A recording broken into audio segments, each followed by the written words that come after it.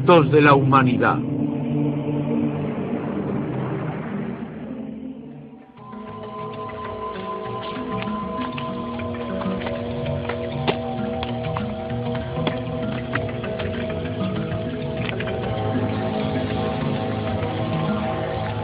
El diluvio universal.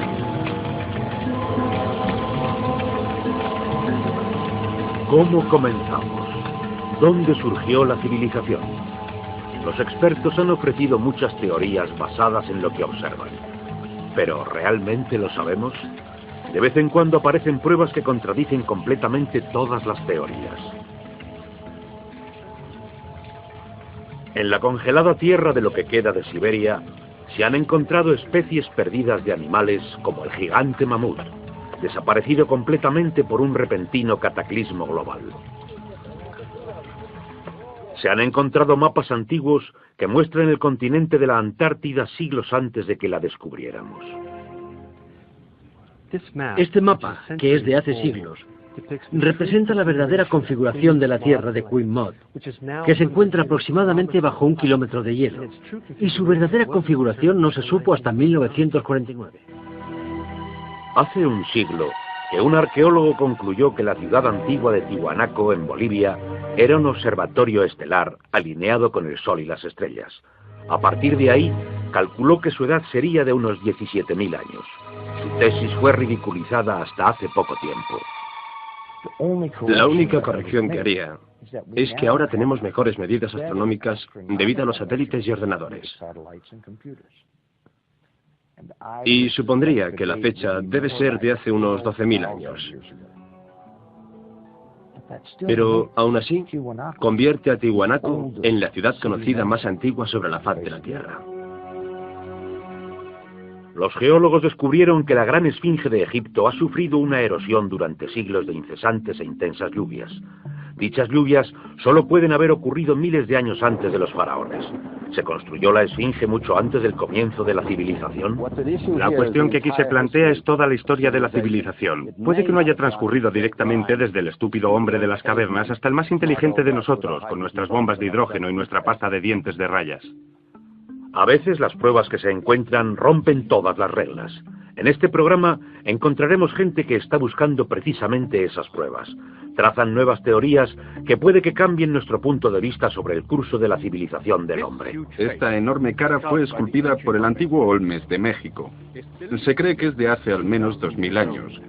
Es indiscutiblemente africana y se supone que los negros no llegaron a América hasta después de Colón. En este libro, de la Atlántida a las Esfinges, el autor Colin Wilson reúne pistas que él cree que revelan las huellas de una civilización avanzada y perdida que existió antes de que comenzara la historia.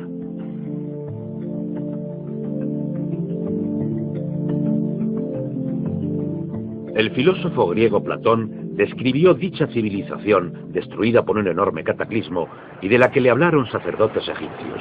Él la llamó Atlántida.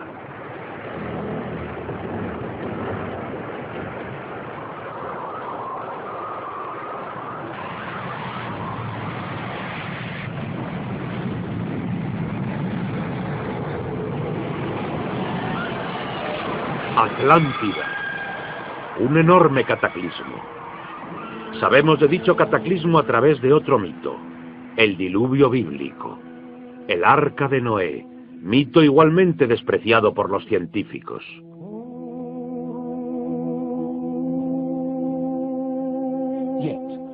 Aun cuando rechazan el diluvio bíblico y el Arca de Noé como una fábula, los científicos están ignorando el hecho de que a lo largo de todo el mundo hay cientos de mitos sobre el diluvio, aparte del de Mesopotamia o del hebreo, que cuentan la misma historia del desastre mundial que prácticamente eliminó a la humanidad antes de la historia escrita.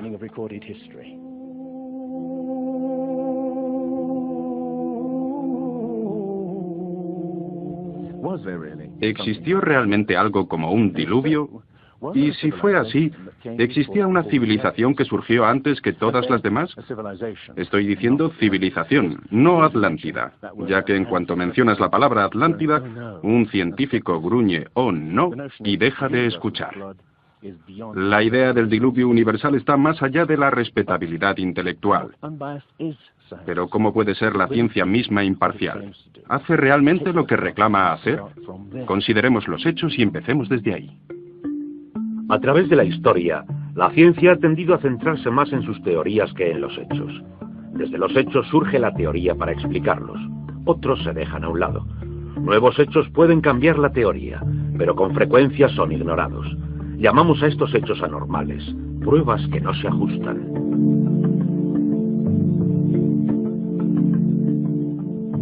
En su controvertido libro La arqueología prohibida, los científicos Thompson y Cremo muestran qué pasa con las pruebas que contradicen las reglas. En los últimos 150 años, estos arqueólogos y antropólogos han descubierto muchas pruebas, literalmente, a la vez que excavaban. Básicamente lo que encuentras es algo que nosotros llamamos un filtro del conocimiento. Esto es una característica fundamental de la ciencia y de la naturaleza humana. La gente tiende a filtrar quitando las cosas que no se adecúan. Así que en la ciencia te encuentras con que las pruebas que no encajan en el paradigma aceptado tienden a eliminarse. No se enseñan ni se discuten. Y la gente que dispone de cierta educación científica generalmente ni siquiera aprenden sobre ellas. De lo que estamos hablando, por ejemplo, se demostró en Iatlico, México, en 1996, cuando la arqueóloga Jan Steen McIntyre amenazó con cambiar completamente el punto de vista teórico convencional de que la humanidad es relativamente nueva en la mayor parte de la Tierra, que penetró en Siberia hace unos 30.000 años y definitivamente no en América hasta hace aproximadamente 20.000 años. En México, Jan Steen McIntyre descubrió herramientas de piedra y huesos humanos que fueron fechados mediante diferentes test científicos. Pensamos que teníamos un yacimiento antiguo. Esto fue en el 66 y pensamos que quizás eran de hace 20.000 años. Cuando finalmente teníamos las fechas, resultó que era de hacía 250.000 años. A decir verdad, hubiera sido feliz con la fecha de 20.000 años de antigüedad. Habría hecho mi carrera. Por aquel entonces era bastante naif y pensé, perfecto, me voy a quedar con estas fechas. Tenemos la información, tenemos los hechos. Expongamos los hechos y partamos de ahí. No me di cuenta de que arruinaría mi carrera. Se le han obstaculizado todas sus oportunidades profesionales desde entonces.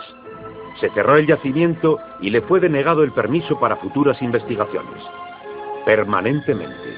E incluso a principios de año, después de 3 décadas, los arqueólogos descubrieron huellas de humanos en Siberia de hace 300.000 años, fecha que Jan Steen McIntyre no considera improbable después de todo. No es necesariamente una conspiración deliberada en el sentido de que un grupo de personas se reúnen en un cuarto de fumar y deciden, vamos a engañar a la gente. Es algo que sucede automáticamente dentro de la comunidad científica. Cuando una prueba dada discrepa con la teoría predominante, entonces automáticamente se deja de hablar de ella. No la divulgan. Y eso significa que la ciencia no progresa de la manera que uno esperaría.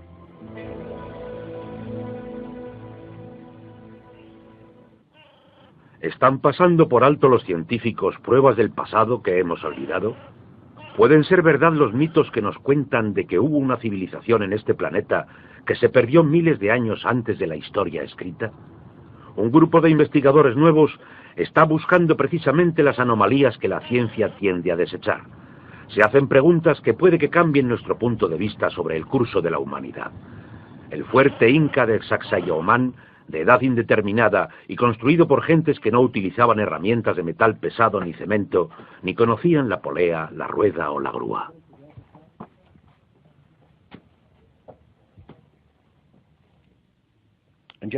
Mira esta piedra. He contado 11 esquinas. Debe pesar más de 200 coches familiares y revela la increíble destreza de esta gente en la construcción.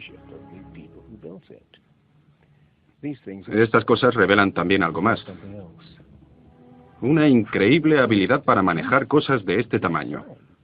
¿Cómo demonios consiguieron subirlo ahí? Bolivia. Las misteriosas ruinas de Tiwanaku. Similar destreza. Habilidades de construcción avanzadas. Lo que es inexplicable. Las piedras que dan a este lado están perfectamente colocadas.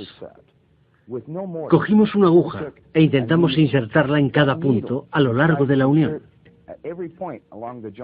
Y era imposible insertarla.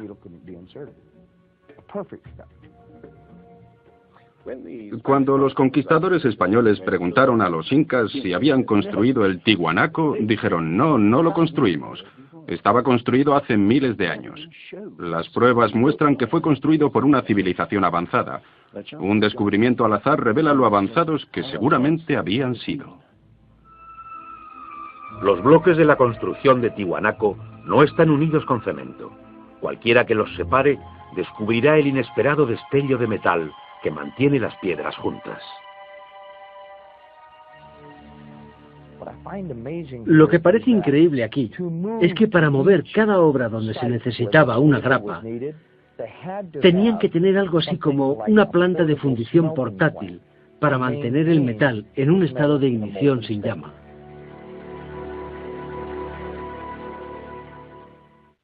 Y aquí hay un uso similar de las abrazaderas de metal y piedras unidas perfectamente, como esta en forma de L, con la misma ingenuidad. ¿Perú? No. Estamos un continente más allá, en África, Egipto, tierra de las pirámides. Las 3 pirámides de Gizeh, maravilla del mundo antiguo. El triunfo de otras gentes que no conocían la rueda, la polea o la grúa. ¿Cómo fueron capaces de hacer un trayecto tan alto con bloques de construcción de 100 toneladas? Es una proeza que la tecnología moderna tampoco puede explicar ni imitar. Soy ingeniero, y puedo decirte que subir tan alto bloques de este tamaño requiere una grúa especial. Entonces, gente que no tenía estas grúas especiales, ni siquiera una simple polea o una rueda, y utilizaba herramientas de cobre, ¿cómo pudieron hacerlo? Bobal cree que la gran pirámide de Gizeh fue algo más que una tumba que delata un nivel inexplicable de alta tecnología. En su libro sobre el Génesis, Robert Bobal y su coautor Graham Hancock enumeran muchas proezas inexplicables. El experto en perforación Chris Dunn. Esta es una increíble obra maestra, un misterio. ¿Cómo lo hicieron? El sarcófago en la cámara del rey. ¿Cómo los constructores primitivos consiguieron hacer coincidir el contenido interior con el de la misma piedra del sarcófago hasta llegar al milímetro cúbico? Una proeza que requiere un conocimiento sofisticado de física, un misterio como la perforación misma. La manera típica de hacerlo primitivamente sería con un taladro de arco. Deslizarían la herramienta dentro de la pieza utilizando arena o diamantes. Para mí esto llevaría mucho tiempo, demasiados años para hacerlo. Entonces permíteme que te pregunte, ¿cómo crees que lo hicieron?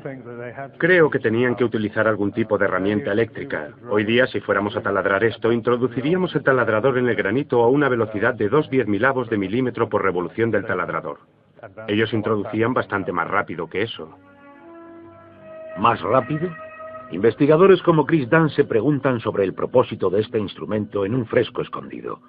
¿Taladradores eléctricos? Parece una conclusión precipitada. Todavía rastros de taladradores de alta velocidad presentan misterios sin resolver. Ahora fíjate en esto. El increíble trabajo de precisión. La suavidad total de estos muros en la tumba destinada a toros sagrados. Y que prueba el tremendo nivel de destreza de estas gentes. Pero, por supuesto, esto se podría explicar con cientos de hombres puliendo durante 10 años. Pero, ¿qué me dices de un misterio de verdad? El misterio de los jarrones egipcios. No como este jarrón de cerámica que acabo de comprar, sino de los hechos de alabastro, basalto, incluso diorita, que es la piedra más dura de todas ellas. El misterio es este. Es suficientemente fácil ver cómo puedes agujerearlo taladrando completamente hasta dentro. Pero, ¿qué me dices de estas piezas alrededor de las esquinas? La tecnología moderna es incapaz de hacerlo. Y, sin embargo, los antiguos egipcios diseñaron miles de estas, algunas de ellas 2000 años antes de la civilización que se supone nació aquí. ¿Cómo? El misterio está todavía sin explicar. Inexplicable. ¿Cómo pudieron los constructores alinear las gigantescas pirámides impecablemente hacia la dirección de los puntos cardinales? Perfectamente este-oeste y norte-sur, con una precisión no igualada por los constructores modernos. La Gran Pirámide parece ser un modelo matemático del hemisferio norte e incorpora un valor trascendental del pi del radio del diámetro de la esfera a sus circunferencias y un concepto superior de las matemáticas.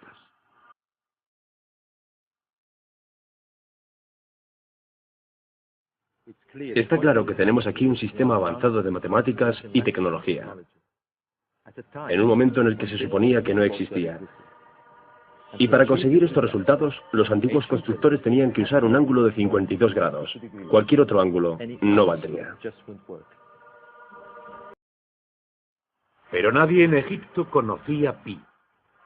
Ese valor trascendental está también representado en el ángulo de esta pirámide y el ángulo extraño que sus constructores le dieron en Teotihuacán, México, la ciudad que generaciones posteriores de atemorizados indios llamarían la ciudad de los dioses.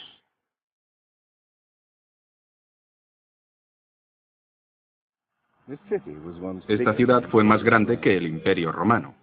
Lo que estamos viendo es una serie de cuencos que se llenaban de agua, cuya superficie suave y como un espejo reflejaba los cielos, y su murmullo servía también como avisador de terremotos. Estos templos en el lado opuesto se cree que representan cuerpos celestiales. Una cosa está clara: todo este lugar parece tener un tipo de obsesión con la astronomía y la eternidad. En los equinoccios, el 21 de marzo y el 21 de septiembre, estas pirámides representan gigantes sombras a lo largo del eje, lo que hace de ellas un perfecto reloj para la gente que estaba obsesionada con la medida del tiempo y la precisión.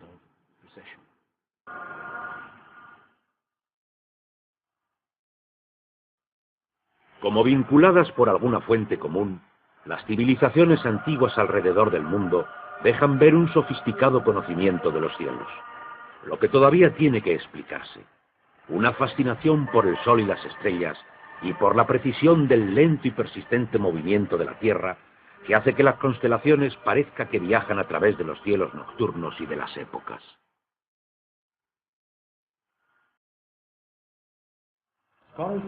Los estudiosos afirman que los antiguos egipcios no tenían un gran conocimiento de astronomía, pero aquí se ve claramente su fascinación y conocimiento sofisticado del cielo. Mira las constelaciones del zodiaco: Leo, Tauro, Piscis, y aquí la constelación de Orión. Los antiguos egipcios vieron la constelación de Orión como su dios Osiris, señor de la muerte, los cielos nocturnos y el más allá. Bobal encontró pruebas del dios en todas las pirámides de Gizeh.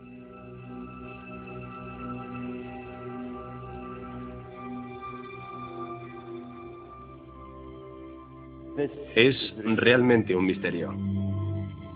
Pequeños ejes señalando hacia arriba. Solo ejes de ventilación para los egiptólogos. Pero los astrónomos piensan diferente. Para el antiguo Egipto, esto era Rostau, salida al más allá, reino del dios Osiris u Orión. En el antiguo Egipcio, Orión era Osiris, el gran dios de la resurrección.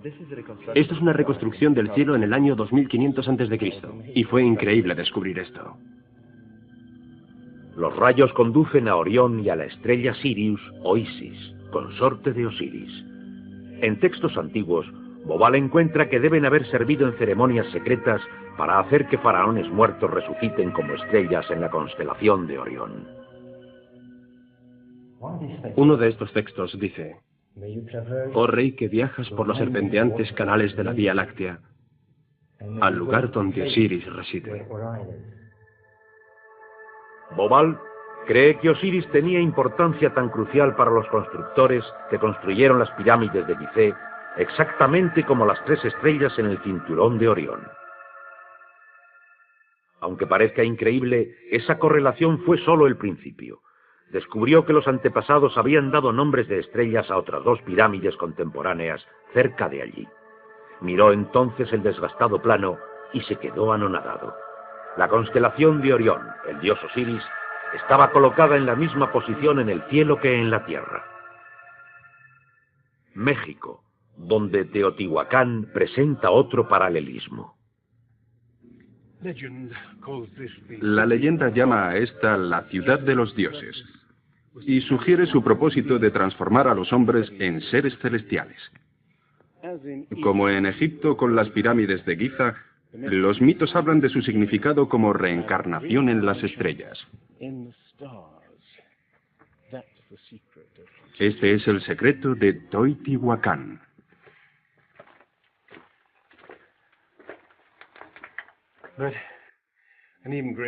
Pero un enigma mayor descansa en la pirámide por encima de mí. Cuando se excavó por primera vez en 1906, descubrieron una enorme hoja de mica. Ahora sabemos que la mica se utiliza en aislamientos eléctricos. No tenemos ni idea para qué querían utilizarla. Lo que resulta incluso más extraño es que la mica procede de Brasil. ¿Te imaginas el problema de mover una pieza de mica de 30 metros cuadrados hace 2000 años? ¿Cómo? ¿Y con qué propósito? No tenemos ni idea. Tiwanaku, Bolivia. Otra cultura perdida que delata la misma fascinación por el sol y las estrellas. Hace cientos de años, el arqueólogo Poznański observó que el primer día de primavera el sol salía exactamente por el centro del templo. Era el principio de un importante descubrimiento. Poznański descubrió que construyeron este templo como un observatorio. Un enorme reloj para medir la progresión del sol. Y podemos utilizar estos alineamientos astronómicos para fechar el lugar. A lo largo del año el sol sale por diferentes puntos del horizonte. En el primer día de primavera, un observador podría ver al sol exactamente en el centro. Al estudiar el complejo trazado de Poznański, se deduce que en el primer día de invierno o de verano el sol saldría por encima de las esquinas de las piedras. Pero no era así. Los arqueólogos hoy día dicen que es simplemente porque los constructores cometieron un error de construcción. Después de observar la perfección con que fue construido este lugar, con piedras de 100 toneladas, sugerir tal cosa como que las marcas de los solsticios están equivocadas me parece increíble. Neil Steve verificó los cálculos de Poznański. Al medir el ángulo de las esquinas y comparar ese ángulo con las posiciones del amanecer, Poznański pudo calcular que el Tiwanaku fue construido hace 17.000 años. En aquel entonces, la inclinación del eje de la Tierra era ligeramente diferente a la de hoy. En aquellos días, los soles de verano e invierno habrían salido por encima de las esquinas.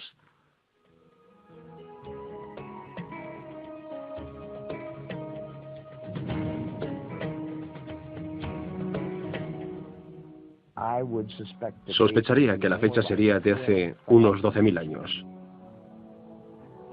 Y eso debería plantear a cada uno de nosotros un montón de preguntas sobre el origen de la civilización.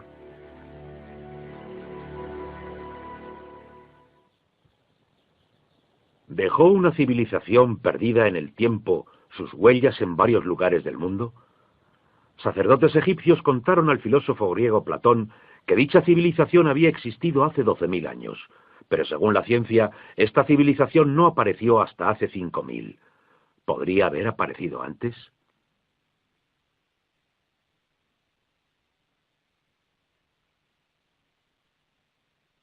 El investigador John West descubrió en Egipto que la esfinge de Gizeh no sufrió la erosión de la misma manera que sus alrededores, erosionados por arena y vientos del desierto. Al contrario, la esfinge presenta marcas de erosión redondeadas, ondulantes. No hay que ser geólogo para mirar y ver quién puede ser responsable de ese tipo de erosión. Solo agua vertida a mares por encima de los muros del recinto podría haber producido esos contornos redondos.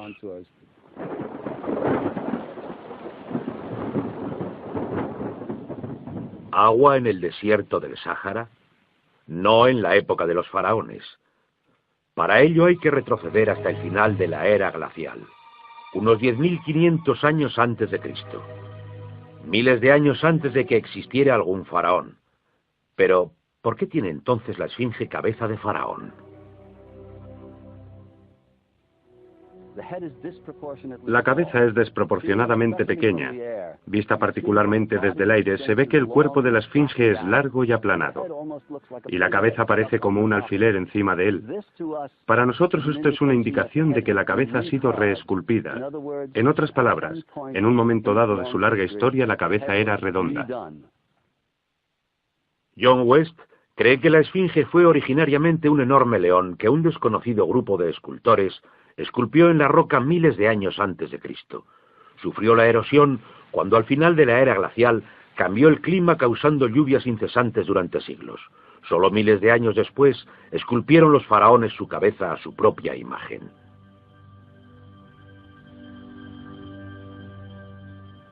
¿Es la esfinge 2 veces más antigua de lo que pensábamos hasta ahora? Los egiptólogos ridiculizan esta teoría, pero los geólogos se limitan a decir que los hechos están ahí. Más extraño aún, según Robert Bauval, las pruebas astronómicas sugieren que las pirámides de Gizeh parecen todas ellas apuntar a esta increíble antigüedad. El trazado de Gizeh coincide misteriosamente con la posición de Orión en el año 10.500 a.C., cuando la esfinge parecía un león, su propia imagen en los cielos. Cuando Orión empezó una lenta ascendencia a través de las épocas señalando una nueva era. El ajuste de Orión a esa fecha distante corresponde precisamente con las 3 pirámides pequeñas detrás de las mismas pirámides. Y hay otros muchos hechos sorprendentes que proporciona la astronomía.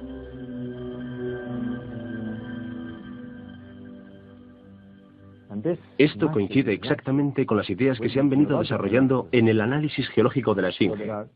Así que hay justo 2 ciencias indicando que la esfinge podía ser de hace 10.500 años antes de Cristo.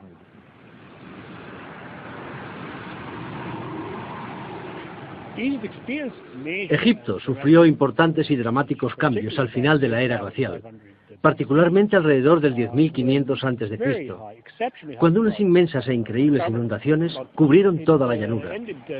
Terminaron tanto con el valle del Nilo como con el delta en general. 10.500 años antes de Cristo, época de inundaciones. ¿Podrían los diseñadores de Gizeh señalar esa distancia en el tiempo? La época en que el mito cuenta que el dios Osiris y sus ayudantes ascendieron del caos para traer los primeros frutos de la civilización. ¿De dónde venían?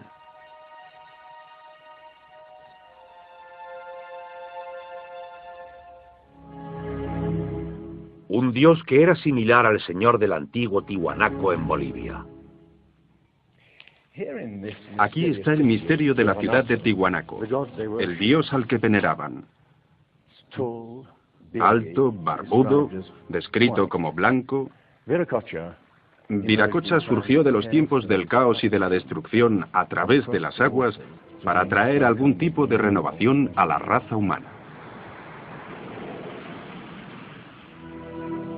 El dios blanco Viracocha. En México se le llama Quetzalcóatl, que vino con otros para traer los primeros frutos del conocimiento. Su imagen está por todo Teotihuacán. La serpiente emplumada, símbolo enigmático del dios Quetzalcóatl, quien vino al este después de tremendos cataclismos para traer la civilización a esta parte del mundo. ¿Podrían los dioses como Osiris, Viracocha y Quetzalcóatl haber sido personas reales que vinieron de muy lejos? ¿Supervivientes de un cataclismo que había destruido sus hogares y civilización? La pregunta que nos hacemos es la siguiente. ¿Existió alguna remota civilización sin identificar que conectó Egipto, México y Sudamérica y dejó sus huellas, sin embargo, difíciles de identificar en un tipo de conocimiento? Tomándolo aisladamente, estoy de acuerdo, cada trocito de prueba revela poco. Pero consideremos todos estos elementos en común juntos. En ambas civilizaciones había enormes pirámides alineadas exactamente con los puntos cardinales, incorporando conocimientos avanzados de matemáticas. Ambas demostraron tener un conocimiento increíble de astronomía, expresado en los grandes monumentos sagrados que erigieron. Aunque no conocían ni la polea ni la rueda, ambas podían construir utilizando grandes piedras finamente unidas en un estilo único de construcción, con esquinas en forma de L y abrazaderas de metal. Y ambas culturas utilizaron el procedimiento de momificación para preservar y honrar a sus muertos. Aquí se encontró una nueva e increíble pista cuando la doctora Balabanova, de la Universidad de Ulm, descubrió para su sorpresa que muchas momias de Egipto contenían cocaína y nicotina, originarias de Sudamérica.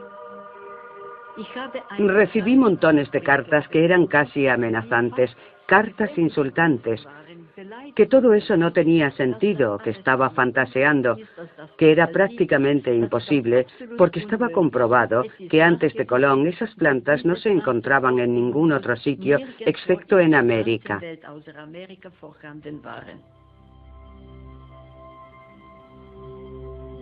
Pero su investigación se repitió en cientos de momias y pudo comprobarse sin ninguna duda.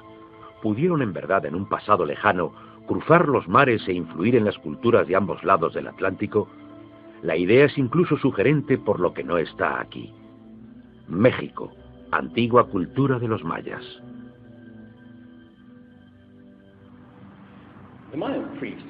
Los sacerdotes mayas tenían mesas para predecir los eclipses de sol y de la luna. Pero hay algo muy raro sobre los mayas. Nunca comprendieron el principio básico de la rueda. Fueron capaces de visualizar la eternidad como ninguna otra cultura anterior. Pudieron pensar en millones de años y sin embargo nunca aprendieron a pesar un saco de grano. Sofisticada civilización que al final murió porque no supieron desarrollar métodos agrícolas sencillos para poder alimentar a sus propias gentes. Lo que estoy sugiriendo ¿es posible que sencillamente heredaran una parte específica de sus conocimientos de una civilización más antigua y sabia? Conexiones. A veces las pruebas están ahí para que las veamos todos. El antiguo Olmes en México les puso a sus gobernantes la cara de un africano. ¿Y qué me dices de esto esculpido por estos mismos Olmes? Es genéticamente imposible para los indios tener barba. Y tienes esta cara de un blanco caucasiano esculpida hace 2000 años, antes de que los españoles llegaran por primera vez al Nuevo Mundo.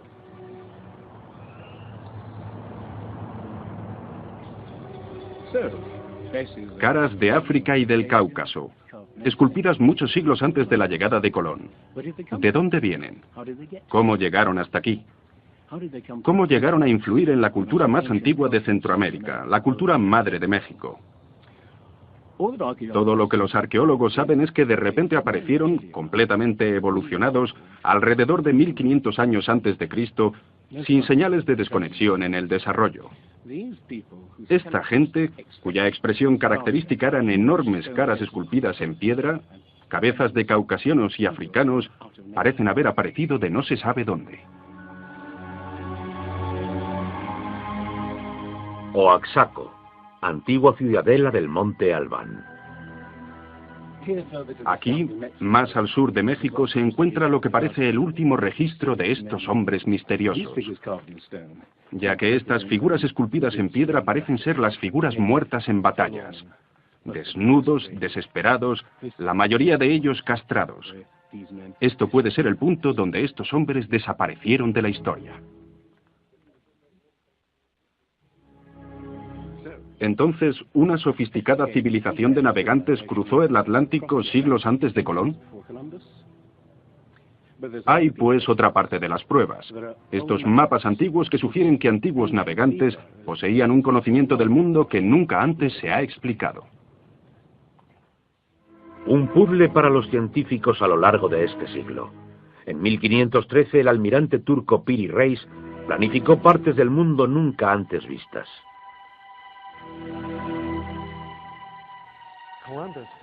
Colón exploró las zonas del Caribe. No hizo el recorrido desde Sudamérica hasta la Antártida. Nunca estuvo cerca de esta zona, pero estos mapas muestran todas esas características con bastante precisión antes de que Colón o cualquier otro explorador europeo hubiera alcanzado estas zonas.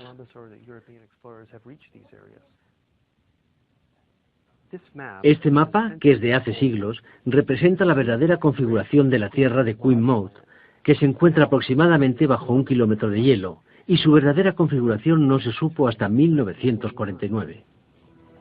Inexplicable. Durante tiempo han considerado la extraña proyección utilizada. Se encontró semejanza a la utilizada en un submarino nuclear moderno que mide el mundo a medida que se mueve desde el centro de donde parte. En este caso, el centro era Siene, Egipto, cuna de antiguos cartógrafos. Lo único que el mapa parece distorsionado, pero muestra con bastante exactitud esta parte del mundo. Y hay más.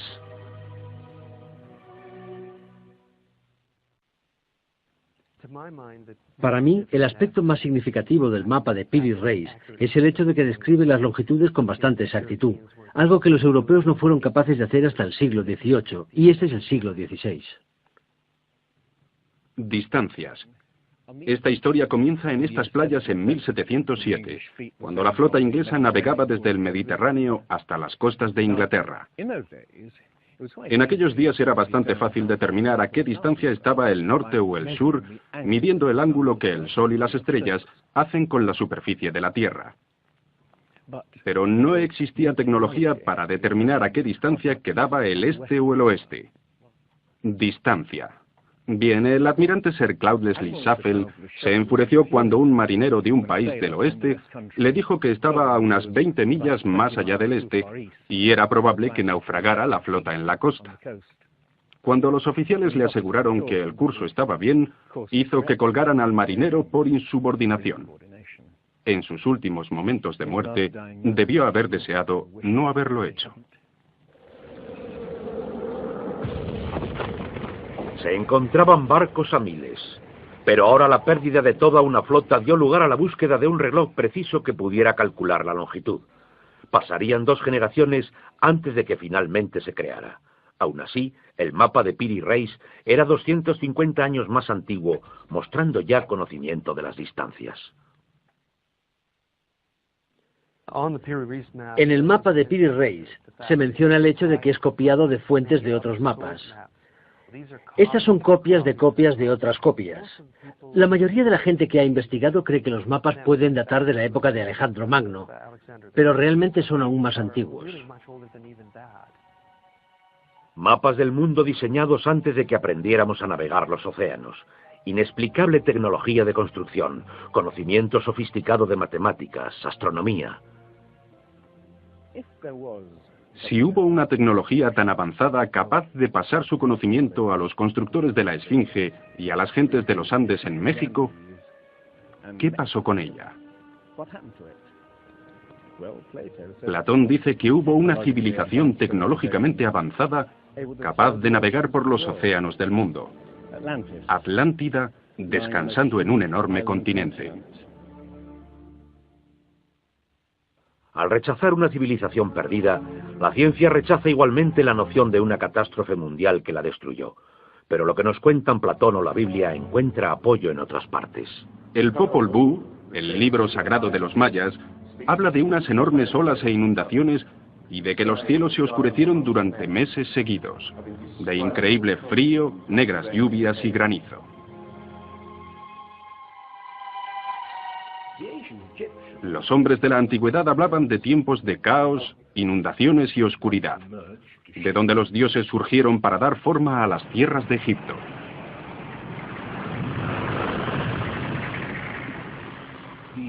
El disco solar de los aztecas habla de 4 ciclos de destrucción: inundaciones, fuegos, vientos y sangre de las guerras,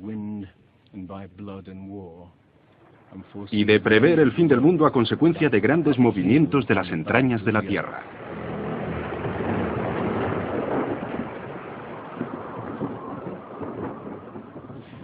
Los mitos en otros lugares de la antigua América hablan de inundaciones y diluvios apocalípticos, de fuego de erupciones volcánicas y de terremotos.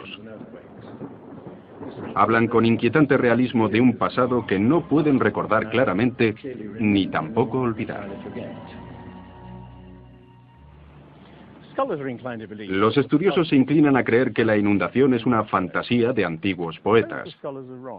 Pero supón que los estudiosos están equivocados.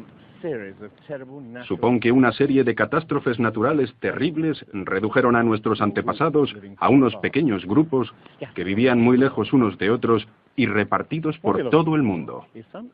Lo que estamos buscando es una época que encaje perfectamente a los mitos como el zapato de cristal al pie de Cenicienta. Una pista, la Brea Tar Pit de California. Sepultura masiva de millones de animales, convertida ahora en atracción turística. En el fondo de la superficie se encuentra el Salt Lake Oil Field. El asfalto se escurre a través de las grietas y fisuras como un tremendo matamoscas que captura animales en el asfalto. Tenemos increíbles recursos aquí de animales atrapados de esta forma durante los últimos 40.000 años. Es como leer un libro de tiempos antiguos. Cuando los animales que abundaban nunca pensamos en absoluto que fueran originarios de América. Mamuts, elefantes, rinocerontes, osos perezosos gigantes, incluso caballos y camellos. Pero entonces una enorme catástrofe los hizo desaparecer, aparentemente en cuestión de décadas. Alrededor del 10.500 a.C., hace unos 12.000 años. Los animales grandes, cualquier animal más grande que un coyote, en gran medida se extinguieron en unos cientos de años. Sí, esa en efecto es una gran catástrofe.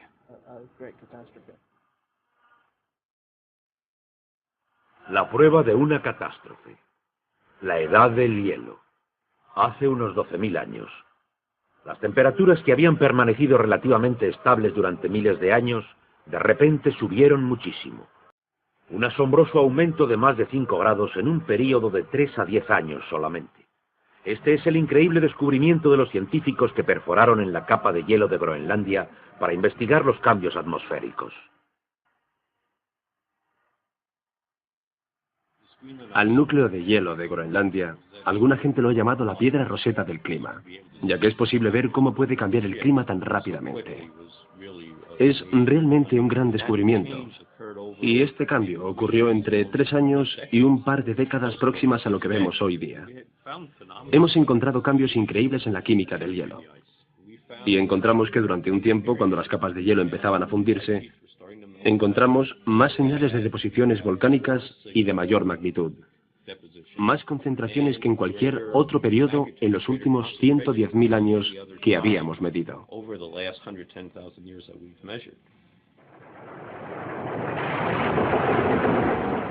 Movimientos volcánicos sin precedentes acompañados de cambios bruscos de temperatura y enormes inundaciones.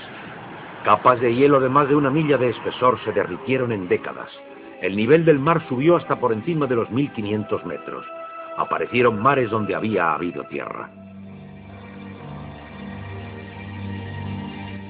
Se podía caminar desde Gran Bretaña a Escandinavia en un tiempo en el que la revolución climática dio forma al Mar del Norte. Fueron tiempos en que grandes inundaciones cubrieron las planicies de Norteamérica. Por eso ese esqueleto de ballenas fue encontrado en Michigan. Un tiempo de cataclismo al final de la edad de hielo que puede que se ajuste a los mitos. Solo en el Nuevo Mundo, alrededor de 70 clases de animales se extinguieron. Mamuts, osos perezosos gigantes, camellos, caballos. Lo pondré en perspectiva. En los 200.000 años anteriores, menos de 1/3 parte de ese número desapareció para siempre. Y el mismo modelo extraordinario de extinción se repitió en Europa y Asia. En Siberia y en Alaska se encontraron masas de huesos de millones de animales que perecieron en un cataclismo.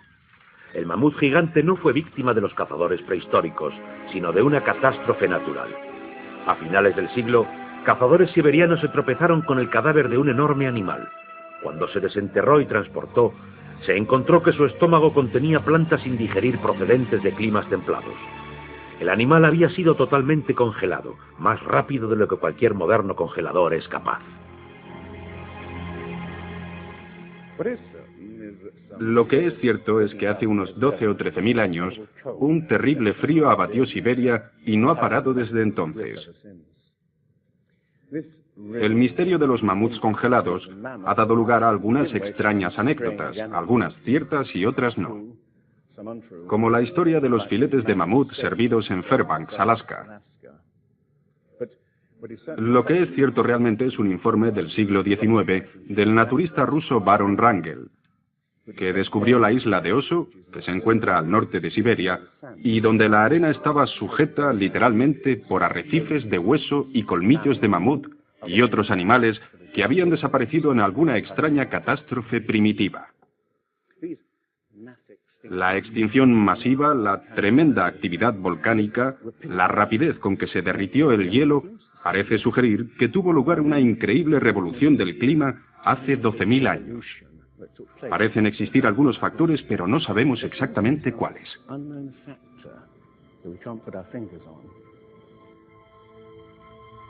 El fin de la edad de hielo. ¿Qué es lo que hizo esta revolución? Aquí está la gran cuestión. ¿Qué produjo el cataclismo? Una de las mejores ideas que se han propuesto es del americano Charles Hapgood, que sugirió algo que llamó desplazamiento de la corteza terrestre, que significa que toda la corteza de la Tierra se cambió de sitio de repente. Toda la cáscara exterior de la Tierra es solo una tercera parte de la masa de la Tierra. Se perdió, se movió, como la cáscara de una naranja. Más fina que la cáscara de un huevo, la corteza de la Tierra se apoya en un líquido interior fundido.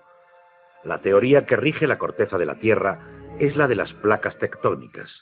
Los continentes poco a poco se fueron separando a lo largo de miles de millones de años, aunque la ciencia rechazó esta teoría durante más de medio siglo. Y ahora igualmente rechaza la idea de que la corteza terrestre pueda moverse como una unidad. Pero un científico estaba fascinado con la idea. Si hubiera vivido más tiempo, se hubiera considerado más seriamente la teoría del desplazamiento de la corteza terrestre. Su nombre fue Albert Einstein. En resumen, esto es lo que expuso. Cuando di con el trabajo de Hapgood, me quedé fascinado.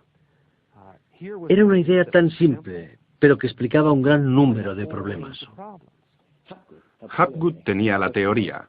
La cuestión era cuál era el mecanismo que ponía la enorme cosa en movimiento. Y fue Einstein quien planteó la idea. La enorme cantidad de hielo acumulado alrededor de los polos pudo hacerse de 3 kilómetros de grueso. Hielo que se extendió hasta el centro de América. Estos incontables billones de toneladas de hielo, si se formaron de forma desequilibrada, podrían haber causado que toda la Tierra vibrara como una rueda con un gigantesco peso colocado en su borde. Esta vibración, de hecho, sería suficiente para causar ese cambio de la corteza terrestre.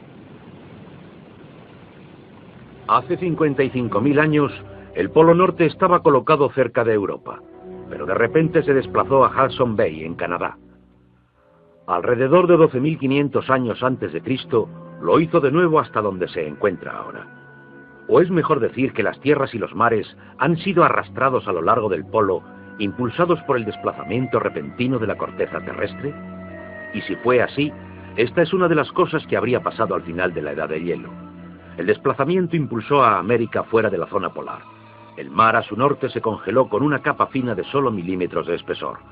La enorme capa de hielo que había sobre Norteamérica se derritió en pocos años.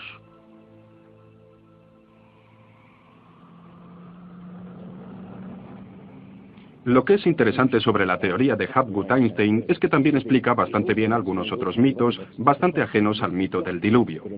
Hay mitos de tremendos terremotos o catástrofes volcánicas, negras lluvias del cielo o congelación total de las tierras. Y puedes comprobar que el punto de esto es que precisamente lo que pudo haber pasado es que la corteza terrestre se desplazó. Con bastante rapidez, zonas que habían sido anteriormente de frío cambiarían a zonas de calor. Cosas como mamuts congelados en un segundo en Siberia. Especies enteras desaparecerían completamente. Si el desplazamiento de la corteza terrestre causó el diluvio que destruyó una civilización, ¿dónde estaba esa civilización? Investigadores creen haberla encontrado en Grecia, en la isla de Santorini, destruida una vez por una enorme erupción, o en la antigua Troya, o en la isla germana de Heligoland, casi barrida por el Mar del Norte. Han buscado continentes hundidos en el Océano Atlántico, pero no se ha encontrado nada. Y es exactamente este problema lo que ha echado por tierra la Atlántida de Platón como una proposición seria para serios estudiosos. Oceanógrafos han cartografiado los suelos submarinos y simplemente no existe ningún continente perdido. ¿O sí lo hay? En lo que nos cuenta Platón sobre la Atlántida, la describe con montañas en medio del océano. Y el océano verdadero es, por supuesto, el océano del mundo. Es más tarde cuando empezamos a dividir el océano en diferentes partes, llamándolo Atlántico, Pacífico, etc. En realidad, el mundo tiene un solo océano, y los mitos de alrededor del mundo son bastante explícitos sobre qué pasó. El Zen Vesta de la literatura védica Describe la isla no solo destrozada en un diluvio, sino cubierta de hielo y nieve. Así buscamos una isla cubierta de nieve en medio del océano. Y la gran candidata es la Antártida. Si el Polo Norte se desplaza, también lo hace el Polo Sur. Flemeth cree que hace 12.000 años parte de la Antártida se encontraba en zonas templadas y podía haber albergado una civilización cuando el continente desapareció por el peso del polo. Es la explicación que encuentra a los mapas que muestran partes de la Antártida según están colocadas bajo el hielo. El almirante turco Piri Reis demuestra tener conocimientos de la Antártida que no debería haber tenido. Tanto el Departamento de Cartografía de la Armada como del Ejército del Aire nos dicen: hemos hecho comparaciones de picos salientes de las montañas. Les encontramos una sorprendente coincidencia. Tenemos que destacar que no estamos hablando de un mapa, el mapa de Piri Reis, que podría ser discutido, sino de docenas de mapas. Por ejemplo, el mapa de Phineus de la Antártida es bastante preciso, mostrando sistemas de ríos que existen pero que eran desconocidos en el siglo XVI.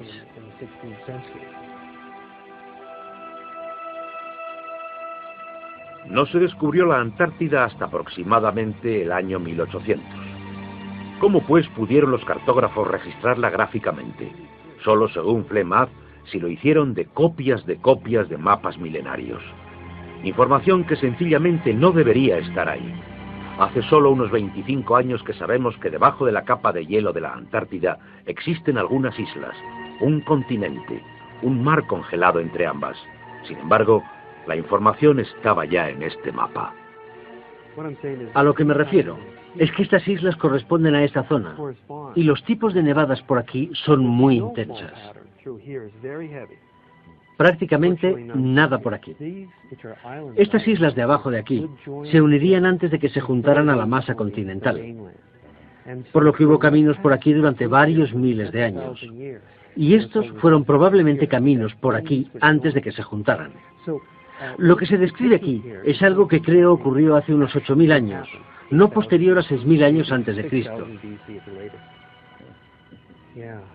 No hay forma de saber cómo ocurrió, excepto suponiendo la existencia de una civilización que tuvieron ciertos conocimientos de cartografía y navegación, que fueron reinventados de nuevo en nuestra época.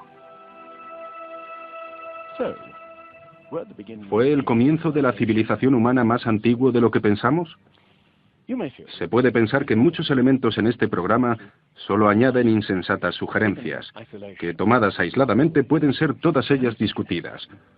Pero si se ponen todas las piezas juntas, como las de un puzzle, se empieza a visualizar un modelo, como el que surge de los mitos.